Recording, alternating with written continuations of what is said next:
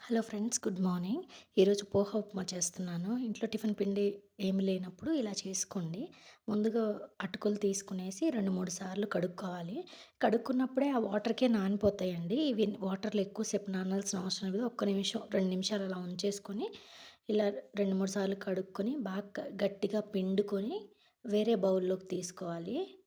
ఎక్కువ నానితే ఏంటంటే బావుండదు. మెత్తగా వస్తది. ఇలా వెంటనే తీసుకుంటేనే చాలా బావుంటది. ఇలా అన్నీ మనం నానబెట్టుకున్న అటుకులన్నీ ఒక పక్కకు తీసుకోవాలి. ఆ తర్వాత ప్యాన్ తీసుకొని కొంచెం ఆయిల్ తీసుకోవాలి. ఆయిల్ తీసుకున్న తర్వాత దీనిలోకి పల్లీలు, జీడిపప్పు వేసుకోవాలి. ఇవి వేపుకొని ఫస్టే తీసుకుంటాము. ఎందుకంటే దానిలో వేస్తే మెత్తగా అయిపోతాయి. అలా ఉంటే అంత బావుండదు. ఇలా కొంచెం వేపుకున్న తర్వాత వీటిని పక్కకు తీస్తే చాలా బావుంటాయి. క్రిస్పీ క్రిస్పీగా ఉంటాయి. దించే ముందు వేస్తాము వీటిని. సో, దానికి మనం ఇలా వేపుకుంటాము.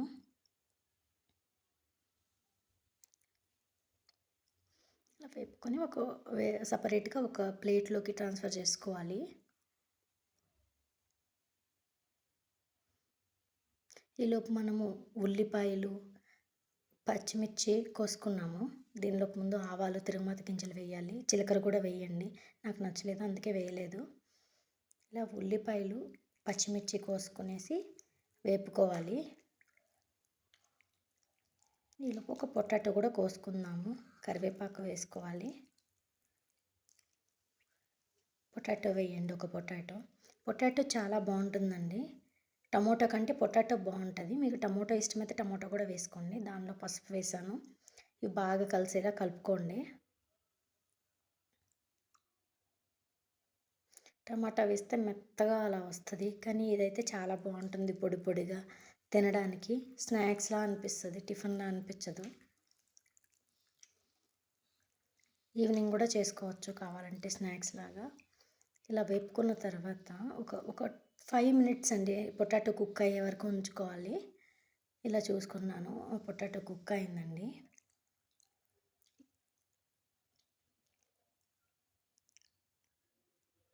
ఇదిగోండి బాగా ఉడికింది 5 మినిట్స్‌కి.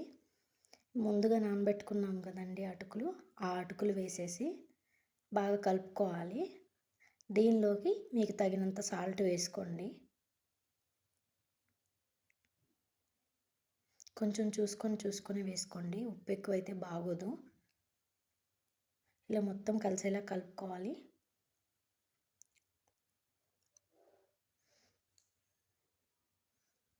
ఇప్పుడు కొంచెం ఒక టీ గ్లాస్ వాటర్ తీసుకునేసి మూత పెట్టేయండి. కొంచెం గట్టిగా ఉంటాయి కదా! అది మొత్తం వాటర్ అంతా పీల్చేసి పొడి పొడిగా వస్తదండి మూత పెట్టుకుంటే.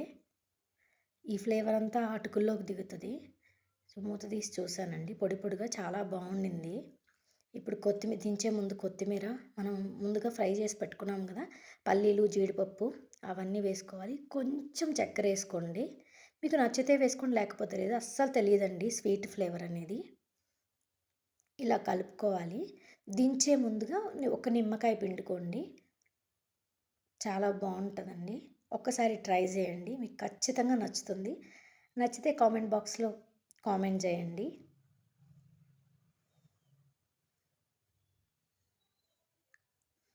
ఇలా పిండుకోవాలండి నిమ్మకాయ.